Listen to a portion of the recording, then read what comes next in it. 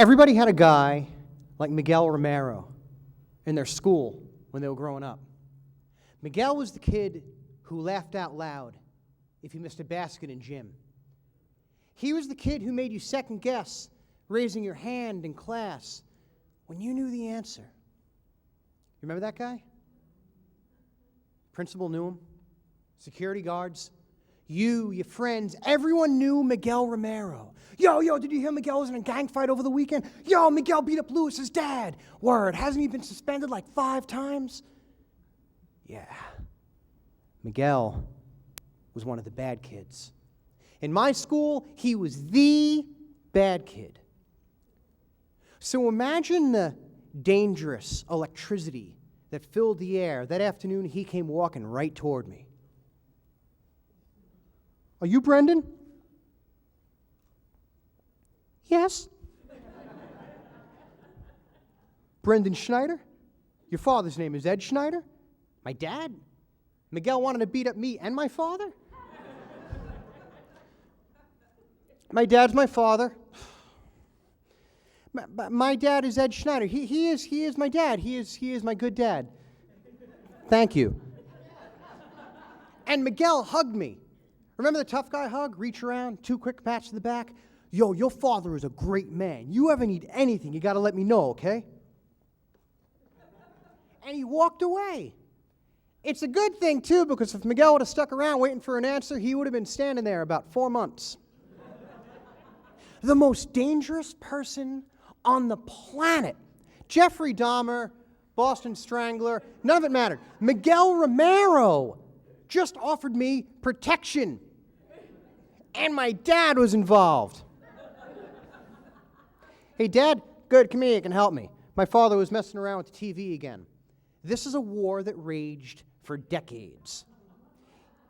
He handed me one of the aerials and outfitted the other aerial with this long, conical, tinfoil-shaped sock that stretched away from the TV, toward the wall, along the wall, around the window, and out into the hallway. Hey, Dad, how do you know Miguel Romero? Point the foil toward the kitchen. Dad, Miguel Romero, how do you know him? I never heard of him. Wait, you mean Miguel from my catechism class? Now, both my parents taught religious education in my church growing up. And my friends and I, we would see Miguel and his henchmen before and after class. But we always figured that when we were in class, he was up at the 7-Eleven parking lot drinking Crazy Horse. Dad, Miguel Romero has religion? Yeah, he's in my 8th grade confirmation class. I can't believe this. He came up to me before math today, patted me on the back, and said that you were a good guy. Yeah, it's Miguel. He's a good kid. No, Dad. No, he's a bad kid. I mean, he gets suspended all the time. I'm surprised they even still let him into church. And I'll never forget how serious my dad got when I said that. He put down the aerial and he said,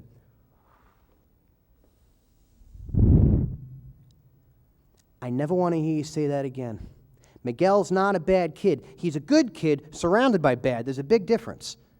Now, he's going through some stuff, but he's going to be all right. I'm helping him out. Yo, what? Helping him with what? That's none of your business, buddy. That's between me and Miguel. After years of watching kids get cut down by New York's most notorious, he was now receiving some kind of guidance from the same man who once told me that smoking helped him breathe better. And yet, as time went on, I noticed a change in Miguel Romero. His clothes went from torn and baggy to the epitome of GQ smooth. And he was getting the crowd going at pep rallies and teaching salsa lessons after school.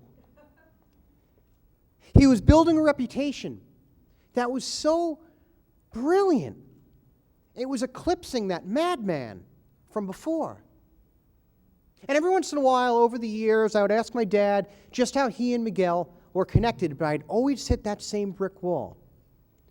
He'd say, how's Miguel doing? I'd smile, I'd tell him, I'd ask him how the two were connected, and that would be it. He would just say, good kid, and that would be the end of it. A few years after that initial meeting with Miguel, I see him walking down the hall, and I think to myself, now's my chance, right? Now's my chance. I don't have to go to my dad anymore. Now I can go to the source. I can ask Miguel. Hey, what's up, Miguel? Hey, what up, B? Hey, what's up, man? Listen, a few years ago, right? What did my 8th grade confirmation class, right? My dad was your teacher. And the bell rings. It's the end of the day, right? And you know what it's like. All the doors swing open, and we got sneakers squeaking across the hallway, and we got lockers slamming shut. I mean, the buses were going to leave. We all had to go. Never mind, Miguel. I'll talk to you later. And he turns and he runs down the hall. I mean, how can I ask him? How can I really ask him? I hardly knew the kid. Now flash forward to about, I don't know, it was about 2.5, 3 years ago. I'm cleaning out my closet, and I come across my high school yearbook. So, of course, you pick it up, you start thumbing through the pages, right? And I find a picture of Miguel. And it occurs to me that after all of those years, I still didn't know what happened between Miguel and my dad. So I called my father. Hey, Dad, you remember Miguel Romero? Never heard of him. Yeah, you do. He was in your 8th grade confirmation class. Oh, wow, Miguel. Yeah, Miguel Romero. Yeah, I remember him. Good kid. Yeah, see, Dad, he wasn't always a good kid. I mean, when I first knew him, he picked on a lot of my friends. Yeah, when he first came into my class, he was a real punk. Dad, you said it was just the opposite. You said that he was a good kid surrounded by bad, and that there was a difference. I said that? Yeah, you did. That's pretty good. Dad, it's going to sound crazy, but I got to know. I mean, the kid is a complete bully, and then completely turns it around after like a single conversation with you. What did you say to that kid? And my dad was quiet on the phone. That kind of quiet you hear on the phone sometimes, it just stretches on, right? And after a couple seconds, he says to me, you know, it's been a little while. I can tell you what happened with Miguel. The kid comes into my class thinking he's hot stuff, right? I mean, he's mouthing off to me. He's bothering the other kids. I'm letting a lot of it go, but I'm watching him. First few classes, he's sitting with this girl. And then one night, they're on opposite ends of the room. She's trying to hide how upset she is, and he's still acting like a tough guy. Now, when you're that age, you break up over stupid stuff all the time.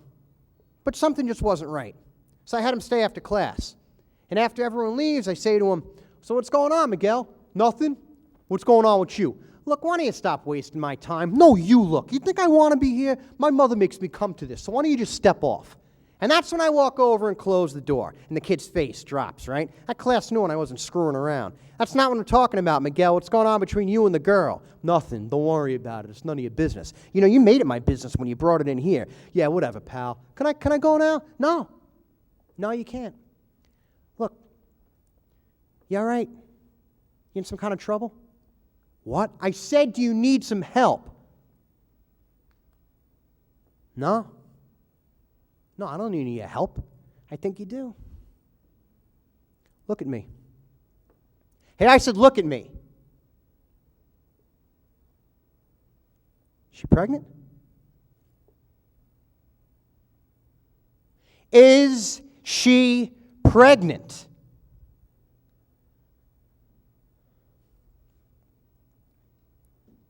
Yeah. What? Yes. She's pregnant. Is it yours?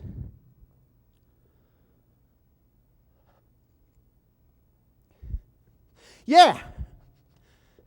All right, Mr. Schneider, you want to break me down? You want to see it? Yes.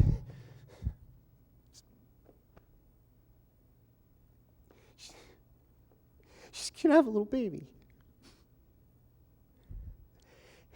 And you know what? Her father's going to kill me. She says she's going to tell him, and I swear to God he's going to kill me. You know where she lives? Yeah. Your father home? Nah, he don't live with us. All right, get your coat. No way. Come on, be a man. Where's the tough guy now? You know, all that jiving and high talk when it's easy. But when the chips are down, it's no way, and can I go now, and step off. Quit your crying, grab your coat, and let's go. Now first, we go to his house, talk to the mom. Next, we go to her house, talk to her family. Now, it was dicey for a little while, but both families worked it out. The church helped get the kid adopted, and both families turned out okay. Now, I had Miguel stay after class a lot that year, but not because he was bad. It was just the opposite. I wanted to get to know him. Rough home life, boy. I mean, his dad leaves when he's really young. His mom, his mom was all right, but she was an older lady, and I don't think she left the house much. So he started hanging out with a bad element, older kids, punks. So I'm not surprised he was a bully for a little while there. And now it was my turn to be quiet on the phone. I mean, this was my dad. This is the same guy who used to tell me to eat my greens. This is the same guy who, when I was 5 years old and I asked him what sex was, he said, I don't know.